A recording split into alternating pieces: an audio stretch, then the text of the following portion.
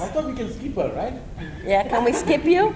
You spoke, but one sentence, yeah. Two sentences. It was an honor to hear the expert and Oh my stand God. corrected where I didn't. Oh my God.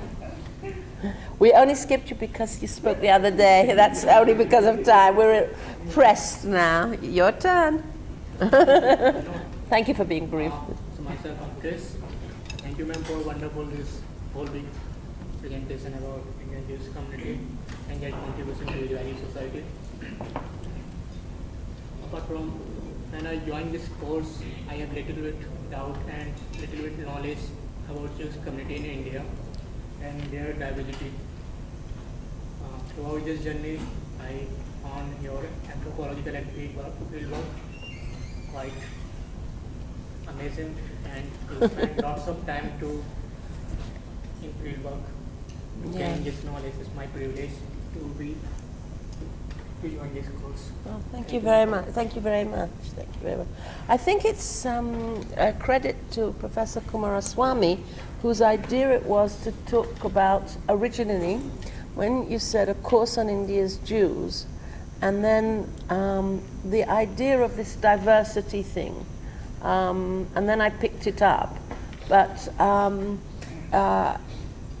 the idea of breaking the stereotype of Jews being a monolithic group, and we definitely smashed that stereotype, for sure.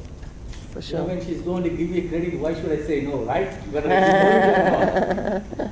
Yeah, that was at the very beginning, yeah, yeah. Please. Does everybody know you? Okay, I am Meenakshi. I'll take some time. Oh, God. Oh, no, brief. This is misuse of position. Brief. It's always a pleasure to learn from a person, more specifically, like being an expert is a different thing, but a person who has stayed with it, stayed with the subject, experienced it, and has a first-hand experience. It's always a privilege to learn from you, ma'am. And secondly, the entire course, I think it's not just what we got to know about the Jews, it's also we got to know about our own country, India. There were so many things we were not aware of. So for example, we just knew the Jews in India. That's it, it's full stop. But then we know, like, it's not just the Jew, it doesn't start with J and end with S. There are so many things in between the Jews. And more importantly, what is more important is, it's not that we just got to know that the different, subdivisions of the Jews in India, the different communities. We also got to know how each of the communities relate to each and the complexities in between those communities. So that is very important. And another thing, as I was talking to you before also, like after the course, it really made me think, like the way you were saying that those precious things, the materials, the lamps, whatever it is under the Indian government, and you cannot carry it to Israel. So what is really, one should think about is what's the future to it? Like how does one preserve those heritages if the Jewish community is getting over?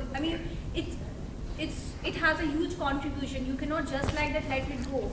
So what effort can one make, or how as a student we can contribute so that somewhere in the next generation also people get to see such things in India. So that is something that makes you think.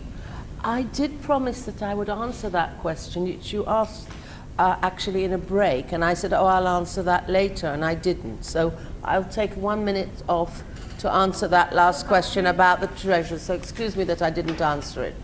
The policy of any government, but certainly Indian government, is that you're not allowed to take out heritage goods from one